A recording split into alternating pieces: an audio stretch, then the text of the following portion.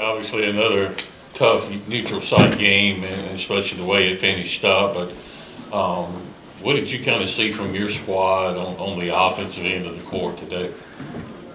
Yeah, we didn't make it public, but Coach Purcell and I got together before this afternoon and decided that we'd make sure that the fans were, engaged for all 80 minutes of both games. And if you believe that, I got some swampland I can tell you. Hey, listen, I'm glad we won. It was a hard-fought game. I'm proud of our guys to stay connected when it wasn't looking good. The momentum was in their favor. They did a heck of a job in preparation for this game.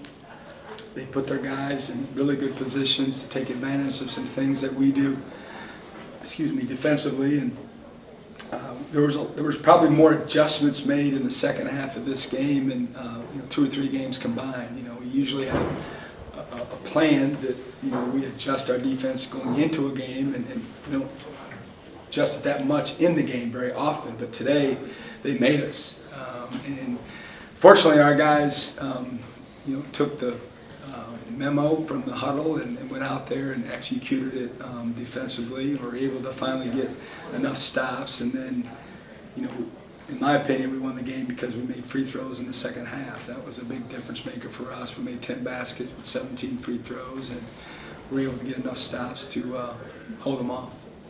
Benjamin, go ahead. Obviously, Josh's offense gets a lot of attention, and rightly so, but what have you seen from him defensively, just in the improvements he's made from last year to this year? He's really good on that end. Yeah, I hope people take notice of it. I've challenged him quite a bit recently, and that was the thing that I said, like in the fall after the summer, is what people ask, what's he better at now? I said he's more explosive, he's more athletic, he's assumed a leadership role in the team, and he's becoming a better defender. It's been up and down this year, but just recently we've had a couple sit-downs with video and just talking about his future and what he wants to be and what he wants to be known for, and he's been better in practice, and you can see it tonight. He just was more physical on the ball. He was more engaged off the ball and getting in the gaps and trying to scrape at the ball and get some deflections and hopefully some turnovers. But it's nice that people are seeing that from him. Camera to coach's left. Oh, me.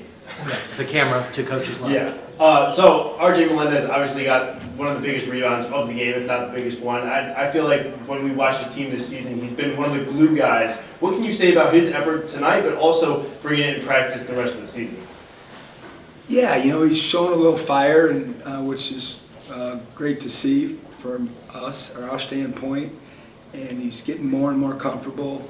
This is his third school, in 4 years, so he's had to learn 3 different terminologies, 3 different systems, 3 different standards, expectations that all the different staffs that he's played for. And he's a wonderful kid, and he works really, really hard. And my confidence in him just continues to grow. For him he would have played more minutes, but he had some foul issues that we had to deal with other guys as well. But that was a big rebound, like you said. He was fired up about it, and hopefully he'll just continue to elevate his play. Go to Brian in the second row. Did tonight's game, did it remind you of the games of the past 2 seasons that you had to win games with defense and had to win ugly? Yeah, you must have been in our locker room, because that's what I talked about with him. I said, I'm accustomed to this, not just here, but in other places where it became a rock fight. We haven't talked about rock fights or, making it an alley fight, where in the past, a lot of the games that we've played in, it ended up being that way, and we tried to make them that way, to be honest with you. They brought the rock fight to us. They mucked the game up. They switched their defenses up. They played really, really hard. They changed their defenses. They were in man, but it felt like zone, looked like zone, and we knew they were going to do that, but seeing it in person and seeing it on film is a whole nother matter. And in the end of the day, it came down to possession basketball, where every rebound, every pass, every shot, every free throw was very, very meaningful, and we just strung enough good possessions together to get the win. But it definitely, felt more like how we had won, a lot of our games at Mississippi State until this year. We'll go to Jacob in the green. Coach, Michael and Keyshawn only come out for 30 minutes tonight. Did you realize going into the game that you would have to play with a little bit of a smaller lineup? Yeah, we knew that we'd have to because of their personnel, which is fine. We knew we would, and we felt like we'd be pretty comfortable. But then, the game unfolds, right? And Cam gets 2 fouls, and you know how much I love Murphy, and we've talked about him ad nauseum, but he didn't play very well. He didn't have one of his better nights. He knows it. We know it. So that altered kind of how we thought we would play, and added with the fouls of Josh and Melendez and Cam having the issues that they had, and so we end up just having to go straight small ball the last, 5, 6, 7 minutes. I don't know if we subbed. I don't remember the last time we subbed, but it was quite a bit before the game was over. Got time for a few more. We'll go back to Brian. For a game that had a lot of missed shots, there were only 14 fast break points combined between the two teams. What were both teams doing in transition defense to kind of neutralize the other?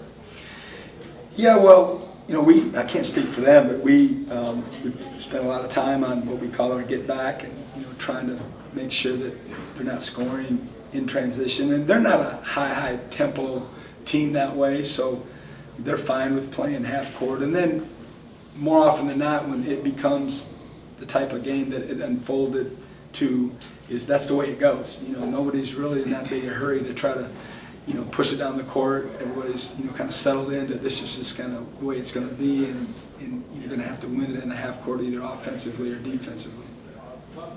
David, go ahead. Cam Matthews set the career steals record tonight, and it's a record that's stood for something like 45 years now.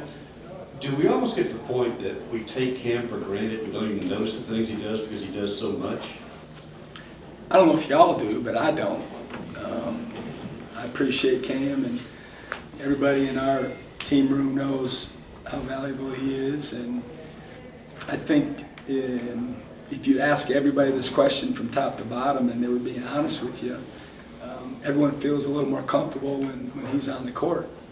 He's our leader. We want him to be, our personality for the most part. But when he wasn't in uniform, or wasn't available earlier the other day, and then today with the 2 fouls, and it just feels different. I think a lot of his teammates would probably tell you the same. And I've said this before, he doesn't get credit for his IQ. It's off the chart.